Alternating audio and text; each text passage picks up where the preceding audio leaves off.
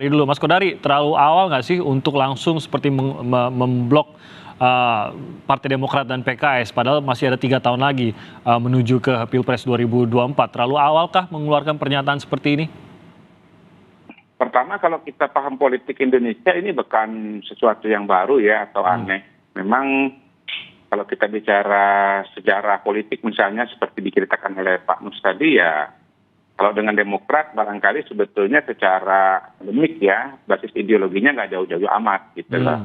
Jadi kalau disederhanakan politik Indonesia itu ada yang berbasis kanan itu misalnya adalah Islam, lalu kiri itu adalah nasionalis, ya sesungguhnya kan PDI dan Demokrat itu sama-sama nasionalis. Tetapi kita tahu bahwa ada hubungan yang pahit antara Ibu Mega dengan Pak SBY di tahun 2004 yang lalu, dan kelihatannya sampai sekarang itu tetap tidak bisa ketemu. Apalagi kemudian memang yang berkuasa ini kan gantian. Jadi 2004-2014 itu adalah Demokrat, SBY, kemudian 2014 sampai sekarang itu PDI, Pak Jokowi. Dan karena itulah kemudian ini hubungan antara katakanlah penguasa dan oposisi yang saling gantian satu dengan yang lain begitu. Dan memang tidak mudah juga untuk ketemu secara pribadi karena gengsinya sama-sama besar nih, karena dua-duanya merasa pernah presiden. Bu Mega presiden, SBY juga ngerasa gue juga presiden gitu.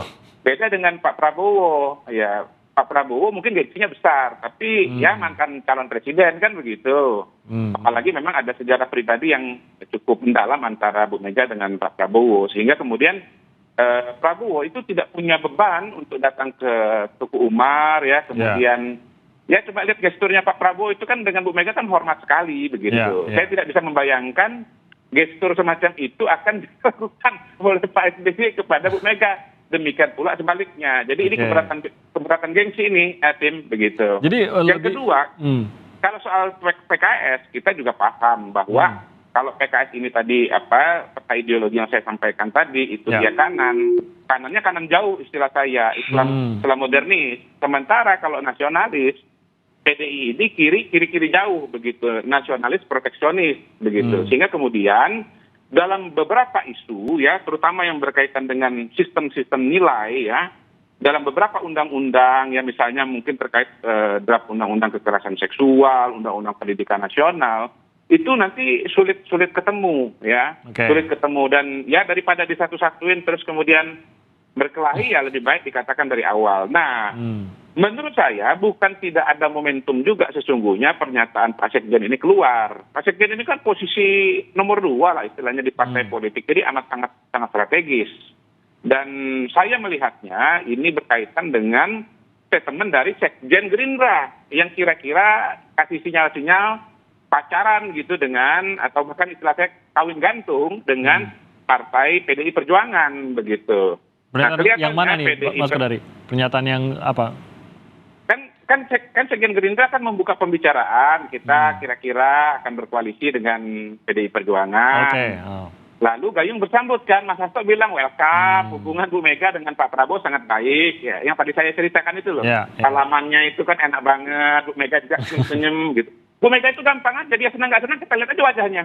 Dia saat salaman dengan seseorang itu mukanya sengit, itu nggak suka. Tapi kalau dia tersenyum lebar, itu suka. Nah ini kalau dengan Pak Prabowo itu kan senyum lebar banget begitu loh. Jadi makanya saya bilang ini sudah kawin gantung begitu ya. Apalagi kalau dimundurkan ke belakang. Nah kira-kira Hasto itu sedang kirim pesan sama Mas Mujani sebagai sesama kolega sekjen gitu ya. Oke, kita kawin gantung. Tapi syaratnya jangan ajak-ajak yang itu sama yang itu. Aku orang gelem. Kira-kira begitu. Jadi menurut saya itu pesan politik yang digariskan, term and condition, kalau mau berkoalisi, silakan ajak yang lain kecuali 2 itu. Kira-kira begitu. Haruskah seterbuka itu, Mas Kodari? Kenapa tidak dari dalam saja kesepakatan tersebut?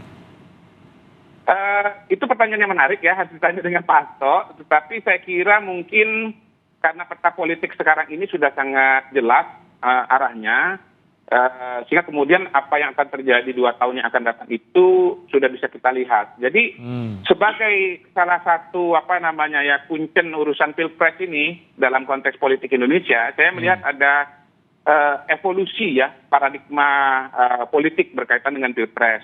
Oke. Misalnya pertama ya, ada fase di mana partai politik dan calon itu tidak percaya kepada survei, gitu. Dan ada periode di mana sangat percaya kepada survei. Periode tidak percaya kepada survei itu 2004-2009, ya. 2004-2009 ada yang percaya, tapi banyak juga yang nggak percaya. Nah, yang nggak percaya ini itu sangat percaya diri, walaupun kita bilang surveinya kecil, alah Pak nggak usah maju, itu jadi terus gitu loh. Yang kedua adalah evolusi syarat pencalonan, ya. Pernah syarat pencalonan itu kecil, ya, pernah juga besar. Kecil itu tahun 2004 cuma 5%, 2009 ke atas itu 20%. Nah, kombinasi dari dua variabel ini membuat ada evolusi juga tuh mengenai jumlah calon. Pernah calonnya banyak, 2004 5 pasang, kemudian calonnya sedang, 2009 itu 3 pasang, dan seterusnya 2014-2019 itu sedikit, cuma 2 pasang begitu. Jadi kombinasi antara percaya dan tidak percaya dengan survei, syarat calon tinggi dan syarat calon rendah ini membuat kemudian 2014-2019 konstelasi politik itu sudah sangat mudah dibaca gitu loh. Jadi walaupun misalnya kata Pak Herman Heron masih jauh, ini masih 2 tahun, tetapi ya sebetulnya dengan syarat pencalonan, dengan variabel survei, sudah harus disiapkan, dengan aspek kualitatif, ya. Kualitatif itu misalnya kedekatan ideologi, kedekatan pribadi, begitu. Kita sudah bisa membuat formulasi atau menyusun format ke depan itu akan seperti apa, begitu. Bahkan Mas Hasto sendiri, akhirnya Mas Hasto sendiri sudah mengatakan, kami ingin 2 pasang saja, supaya jangan berpanjang-panjang. Nah, kalau ditanya lagi apa sebabnya, saya kira itu. Jadi Mas Hasto ini sudah menggiring agar proses pencalonan ke depan itu nanti akan menjadi 2 pasang. Saya kira begitu. Oke.